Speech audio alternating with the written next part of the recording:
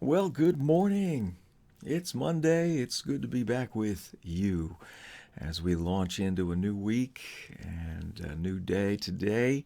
It is decidedly not a beautiful morning based on the weather. Wow. What's that old song about rainy days and Mondays? Well, this is a rainy Monday, at least around here. But it's okay. We're going to enjoy the sunshine, the SON shine, as we, just kind of hang out together for a bit and share the good things that Papa has for us. So, hope you're doing well. Hope you had a great weekend and you're ready to launch back into whatever normal looks like, right? So, good morning to Jackie and Jane and Cleophie and Norma, Bernadette. It's good to see you guys. Thank you all. Appreciate having you along as we continue our journey through this amazing story of the prodigal son. This allegory, right, that is so chock full of stuff that it really is amazing. So we're finally at the point where he realizes what a dope he's been and kind of wakes up and decides, all right, I need to make some changes here. So we're in Luke 15 and verse 18. He says, I will get up and go to my father and will say to him, Father, I have sinned against heaven and in your sight. And so, uh, I as I was studying this a number of years ago, uh, I said, Lord, I want to really understand how you see sin, how you understand it, how you define it. Um, if you've been in and around the church for any length of time, you know that sin is something that is preached against, taught about, discussed, focused on. But honestly, it, it sounds strange, but I don't think most of the church really understands sin. It's been, I don't know, it's been misunderstood, misinterpreted. Anyway, I decided I'm going to look into this, Lord. You're going to teach me from your word, right? So when Jesus has this young man saying, I have sinned, right? I have sinned. Well, obviously that's an important admission. We all need to make that at least at some point in our lives. Otherwise, how would we ever become born again? But what is he actually saying? Well, the the Greek words, which is again where I go because that's the language the New Testament is written in. Uh, the Greek word there, it means to miss the mark. All right, that's the literal definition of the word there, to miss the mark. Now, okay, so I think, can picture a target, that there's a target, and I'm not talking about the department store. I'm talking about a literal target that you're trying to hit in some way, right? Whether it's through an arrow or even just throwing, something, a ball or whatever at it. You're trying to hit a particular target. And so it's helpful to actually know what the target is because that you could be aiming at the wrong target. So that's one of the things we want to look at. So if you were going to translate this literally, you would say that the man said, "I have missed the mark toward heaven." So that's an interesting idea. I've missed the mark toward heaven. Now, in our human relationships, right, we can apply this idea and maybe bring some clarity to it.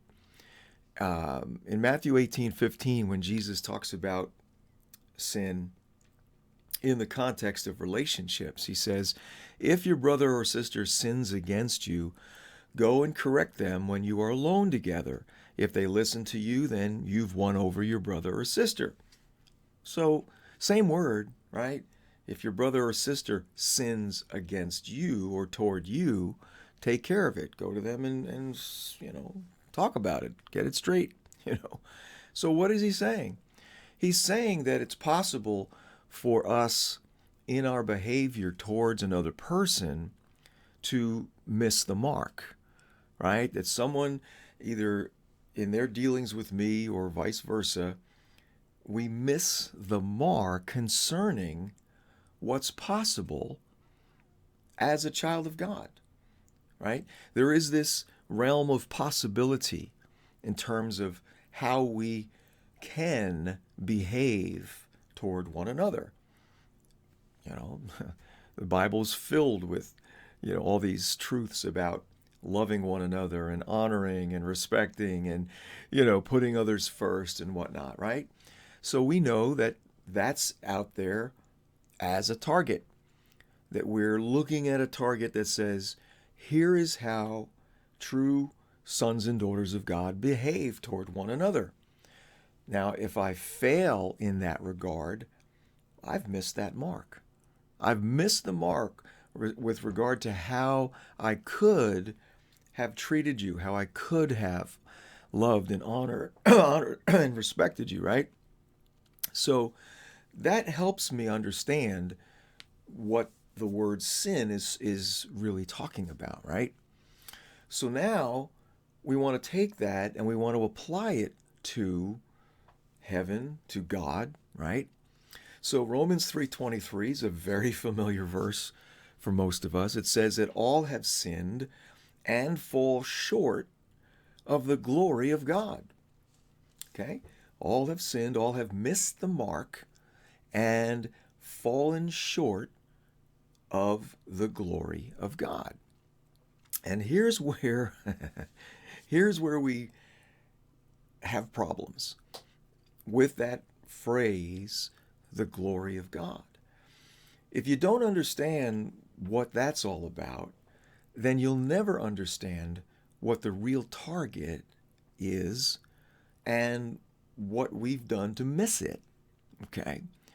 Because when you think about the glory of God, right, what do you think? You think about him there in heaven on his throne, with the light just shining all around and the angels. And I mean, it just, you might also think about the weighty presence of the Lord, the kavod that talks about in the Old Testament, where they, when the glory came in, they all fell, those kinds of things. And honestly, if that's the definition that we're looking at, well, this doesn't make any sense. Think about it. We're humans. We are human beings. We are not divine beings, on a level with God. So, of course, how could we ever hit a target such as that, right? It's an impossibility because we're not constituted in such a way that we ever could hit a target that would be where we now are exhibiting or expressing the kind of glory that is inherent in God himself. I hope I'm making sense to you here, right? But that's honestly what people have understood. That's what I understood. When I would read that, it's like, yes, I know, the glory of God. But, not realizing that that's an impossible standard for any of us to attain to, right? So, what that did is it created in us this systemic tendency towards only ever looking at our failures. Now, admittedly, there's a lot, that we could focus on with regard to our failures. As humans, we mess up and we have failed. We have fallen short, in many ways. But by setting up a standard that really is incomprehensible to most people, other than, yes, the glory of God, it brought into the church this tendency to feel like we'll never meet that standard, which of course is true. We can never be God, so how could we ever, you know, as I said, how could we ever release that sort of glory in our lives? It's just not possible. So we, that whole problem there, what it did was it introduced into the church this punishment mentality that, oh, we're so messed up, we'll never be able to reach that thing, even though what that thing is we're not really clear on, you know. So God must be so angry and upset with us that all this bad stuff that happens, well, he's clearly punishing us because we're all sinners and we all fall short of the glory. And ah so this punishment kind of thing basically is so endemic in the church that anytime there's failure, anytime people mess up, it's like, well, you deserve to be punished, and we're going to make sure that you're punished. Okay. And I shouldn't laugh because it's a sad thing. People's lives have been devastated and destroyed by Christians who think it's their job to punish sin. That's a whole nother topic, which we've touched on in times past, so I'm going to, help me, Lord, I'm going to just leave that there, right?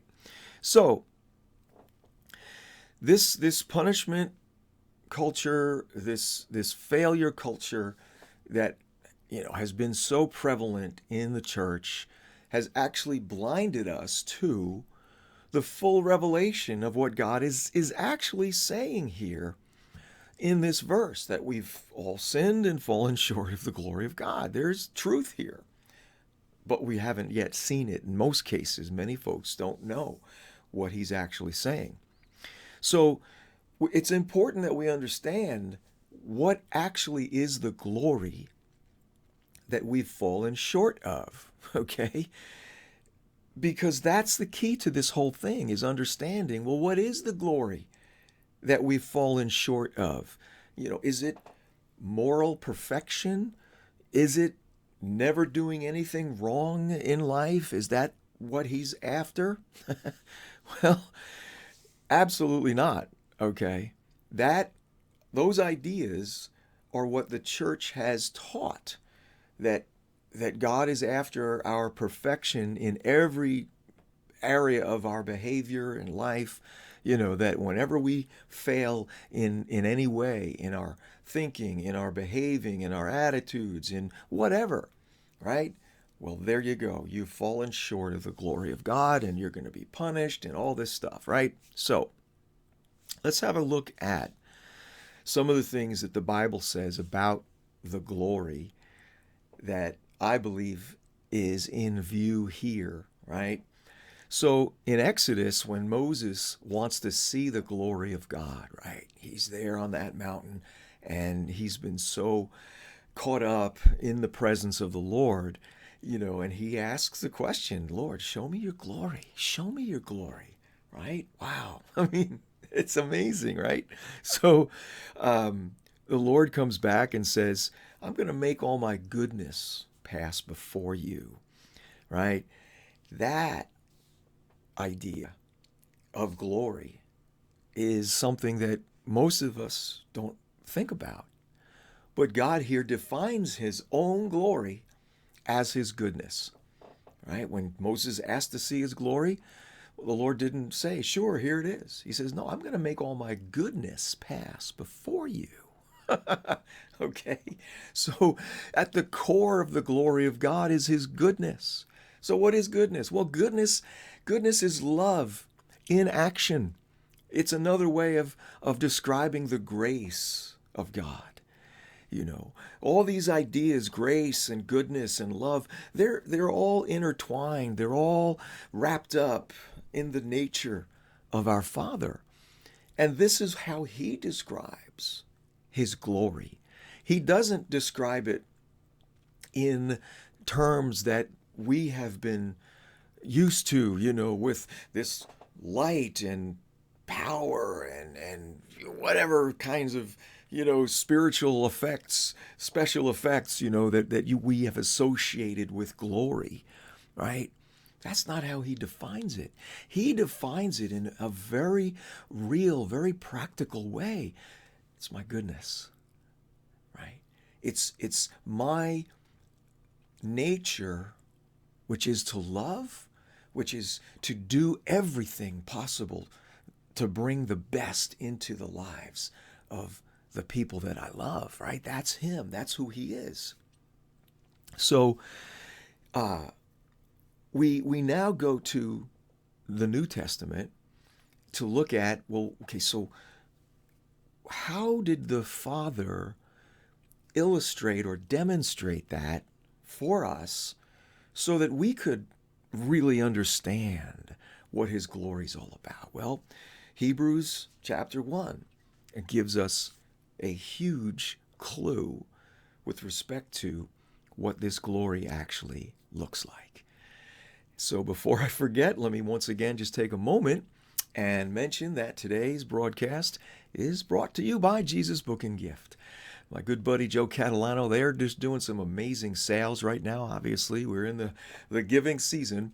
So if you are able to get out there and just check out all the great books and music and study materials and other gifts that are there, it's just an amazing thing. They're running a sale. I think it starts today, where every day there's going to be a best-selling book on sale for like $5. But you have to go there, right? Or you could call the store, right? And basically they'll reserve it for you. But you got to call on the right day if you want to get that book for $5. So check it out. Route 1 South in Island. They're open every day, Monday through Sunday, really, every day, Monday through Saturday from 10 to 9, and then Sundays from noon to 5. So there you go. All right, so Hebrews chapter 1 says, God, after he spoke long ago to the fathers in the prophets in many portions and in many ways, in these last days, he has spoken to us in his Son, whom he appointed heir of all things, through whom also he made the world. And he, Jesus, is the radiance of his glory, the radiance of the Father's glory, and the exact representation of his nature, and upholds all things by the word of his power. When he had made purification of sins, he sat down at the right hand of the Majesty on high. So, talking here about Jesus. And isn't it interesting that here the writer says that Jesus is the radiance of the glory of the Father? Wait a minute, what? Jesus here on the earth is the radiance of the Father's glory? And as he goes on to say, the exact representation of his nature? Yeah. So what are we learning here? We're learning that when it comes to you and I as human beings, if we're going to define glory, well, it has to be defined by Jesus. This is what the Bible's teaching us, that Jesus, in his humanity, he came to be the radiance, to be the expression of the glory of God. You see, Jesus, he came to do three things, and I mention this quite often because it's so important that we get this. Obviously, he came to be the sacrifice, to be the Lamb of God who takes away the sin of the world. But he also came for two other very important purposes. The second, of course, was to represent the Father, to show to the world who he really is, what he's really like. That's what it says here, that he's the exact representation of the nature of the Father. so that when you look at Jesus, when you hear him, as Jesus himself said, if you've seen me, you've seen the Father. But the third purpose for Christ coming was to demonstrate what humanity was supposed to be from the beginning. He demonstrated what human beings were designed to be when God created Adam and Eve. He had something in mind for the human race, and Jesus fulfilled that perfectly. So that when you look at Jesus, you see, and I see, what I was meant to be, what the Father desires for every single person, right? How do we know that? Well, in Romans 8, very familiar passage, it says, we know that God causes all things to work together for good to those who love God, to those who are called according to his purpose. For those whom he foreknew, he also predestined to become conformed to the image of his Son, so that he would be the firstborn among many brethren. And these whom he predestined, he also called, and these whom he called, he also justified, and these whom he justified, he also glorified. Whew. So Jesus, as the Son of Man, right, as the last Adam, as Paul calls him, Jesus came to demonstrate, to reveal what God's glory looks like in the form of a human being. And so now, when you begin to understand that that is the definition of glory that is in view in Romans 3:23, that all have sinned, all have missed the mark, right, and fallen short of the glory of God. Well, now, see, now you have a picture, you have something to look at and go, oh my gosh, absolutely. Every person is born into this world so far from the fullness of what Papa intended for us. Why? Because we're born into sin. We're born separated from God. We don't have Holy Spirit dwelling in us. Jesus one with our spirit, right? We are separated from the Father as orphans. And so now we can begin to truly understand what he's after and what he's done, right? What he's done. He looked at the human race knowing that Adam and Eve were going to blow it, that they were going to destroy his game plan from the beginning, right? Jesus is the lamb that was slain before the foundations of the world. So he already knew what was going to happen. Yet he never stopped having the goal in mind. Never stopped having that goal. And so he put into place a plan that would restore us back to his original intent for us. And it all was done through Christ. Paul describes this beautifully, right? That he looked down the corridors of time. He saw who was going to respond. He made a choice that all of those would become conformed to the image of his Son. Jesus, who is the radiance, the outward expression of the glory of God in human form, that is the destiny of every single one of us. Really, every single person on the face of the earth, that's their destiny. Now, he knows which ones are going to receive it, which ones are going to say yes to him. But nonetheless, that's the glory. The glory is Jesus.